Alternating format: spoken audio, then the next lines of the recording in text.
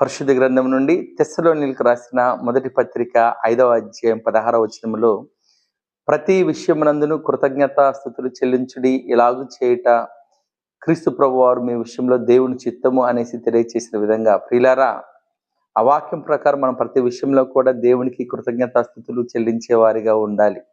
ఎందుకంటే దేవుడు మన జీవితాలలో చేసిన మేలును బట్టి, మనకి ఈ నూతన సంవత్సరంలో దేవుడు నడిపించిన విధానాన్ని బట్టి, దేవుడు మనకిచ్చిన ఆరోగ్యమును బట్టి, దేవుడు మనకిచ్చిన ఆర్థిక సమృద్ధిని బట్టి, దేవుడు మనకిచ్చిన శ్రేష్టమైన ఈవులను బట్టి దేవుడికి ఎల్లవేళలా మనం కృతజ్ఞతాస్తుతులు చెల్లించే వారిగా ఉండాలి. ప్రియులారా, గత సంవత్సరంలో యేసు ప్రభువారు ఏ విధంగా మనకు తోడుగా ఉండి ముందుకు నడిపించాడో, ఈ నూతన సంవత్సరంలో కూడా ప్రభువారు మనకు తోడుగా ఉండి ముందుకు నడిపించే గొప్ప దేవుడై ఉన్నాడు కనుక, మనం ఎల్లవేళలా దేవుని కృతజ్ఞతాస్తుతులు చెల్లిస్తూ మన విశ్వాస జీవితంలో, మన భక్తి జీవితంలో మనం ముందుకు వెళ్ళే వారిగా ఉండాలి.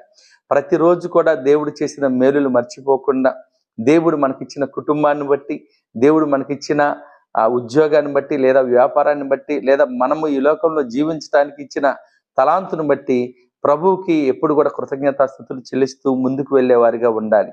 గత సంవత్సరంలో మనకున్న ఓటములు, మనం పడిన ఇబ్బందులు, వాటన్నిటి కూడా మర్చిపోయి ఈ సంవత్సరంలో నూతనమైన ఆశీర్వాదాలతోటి, ధైర్యంతో ముందుకు వెళ్ళే వారిగా ఉండాలని తెలియజేయచ్చు.